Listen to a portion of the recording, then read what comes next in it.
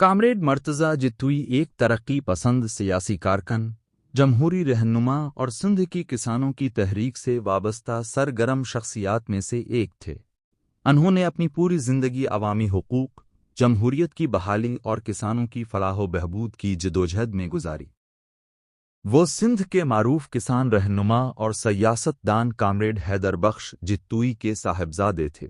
اپنے والد کی فکری میراث کو آگے بڑھاتے ہوئے انہوں نے سیاسی اور سماجی میدان میں بھی اہم کردار ادا کیا اور ہمیشہ محنت کشوں، کسانوں اور محروم طبقات کے حقوق کے لیے آواز بلند کی۔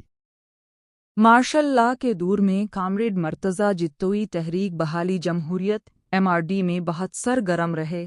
اس جدوجہد کے دوران انہیں متعدد بار گرفتار کیا گیا اور مختلف جیلوں میں رکھا گیا۔ ایک موقع پر انہیں 9 ماہ قید کی سزا ہوئی، لیکن انہوں نے اپنے سیاسی اصولوں اور جمہوری جدوجہد سے کبھی دستبردار نہیں ہوئے۔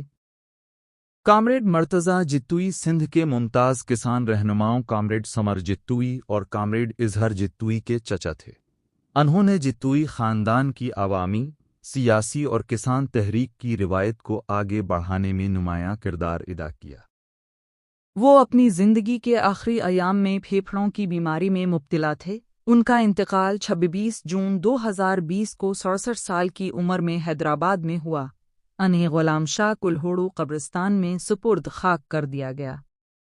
کامریڈ مرتضیٰ جتوئی کو ان کی سادگی، بہادری، سیاسی وابستگی اور جمہوری اقدار سے وفاداری کے لیے ہمیشہ یاد رکھا جائے گا۔ ان کی خدمات سندھ کی جمہوری اور کسان تحریک کی تاریخ میں ایک اہم مقام رکھتی ہیں۔